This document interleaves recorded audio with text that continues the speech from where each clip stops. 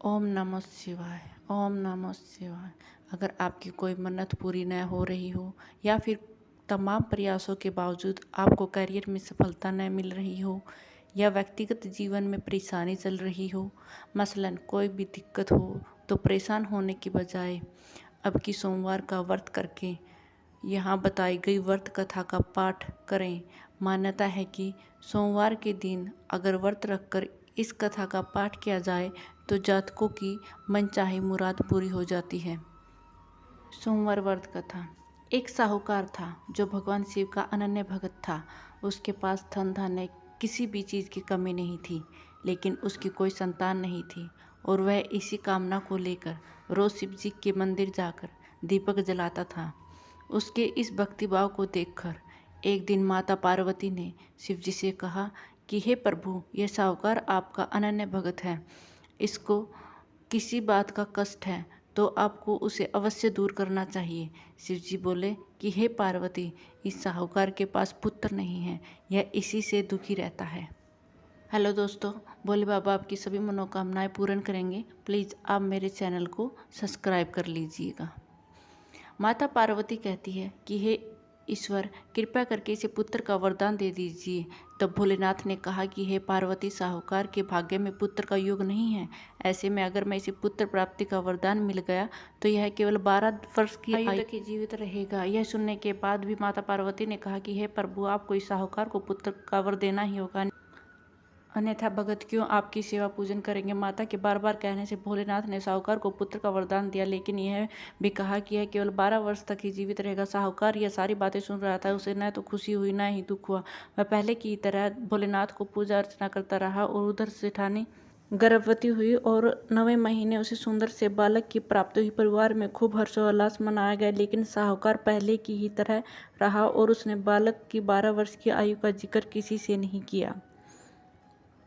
जब बालक 11 वर्ष की आयु हो गई तो एक दिन साहूकार की सेठानी ने बालक के विवाह के लिए कहा, तो साहूकार ने कहा कि वह अभी बालक को पढ़ने के लिए काशी भेजेगा। इसके बाद उसने बालक के मामा जी को बुलाया और कहा कि इसे काशी पढ़ने के लिए ले जाओ और रास्ते में जिस भी स्थान पर रुकना हो वहाँ यज्ञ करते और ब्राह्मणों को भोजन कराते हुए आगे बढ़ना। उन्होंने भी इसी तरह करते हुए जा रहे थे कि रास्ते में एक राजकुमारी का विवाह था। जिससे उसका विवाह होना था वह एक आंख से काना था और उसके पिता ने जब अति सुंदर साहूकार के बेटे को देखा तो उसके मन में आया कि क्यों न इसे ही घोड़ी पर बिठाकर शादी के सारे कार्य संपन्न करा लिए जाए। तो उन्होंने मामा से बात की और कहा कि इसके बदले में वह अथाह धन देंगे और राजी हो गए। इसके बाद साहूकार का बेटा विवाह की वेदी पर बैठा और जब विवाह कार्य संपन्न हो गए तो जाने से पहले उसने राजकुमारी की चुनरी के पल्ले पर लिखा कि तेरा विवाह तो मेरे साथ हुआ है, लेकिन जिस राजकुमार के साथ भेजेंगे वह तो एक आंख से काना है। इसके बाद वह अपने मामा के साथ काशी के लिए चला गया। उधर जब राजकुमारी ने अपनी चुनरी पर यह लिखा हुआ पाया तो उसने राजकुमार के साथ जाने से मना कर दिया। तो राजा ने भी अपनी पुत्री को बारात के साथ विदा नहीं किया। बारात वापस लौट गई। उधर मामा और भांजे काशी जी पहुंच गए थे। एक दिन जब मामा ने यज्ञ रचा था और भांजा बहुत देर तक बाहर नहीं आया तो मामा ने अंदर जाकर देखा तो भांजे के प्राण निकल चुके थे। वह बहुत परेशान हुए, लेकिन सोचा कि अभी रोना पीटना मचाया तो ब्राह्मण चले जाएंगे और यज्ञ का कार्य अधूरा रह जाएगा। जब यज्ञ संपन्न हुआ तो मामा ने रोना पीटना शुरू किया।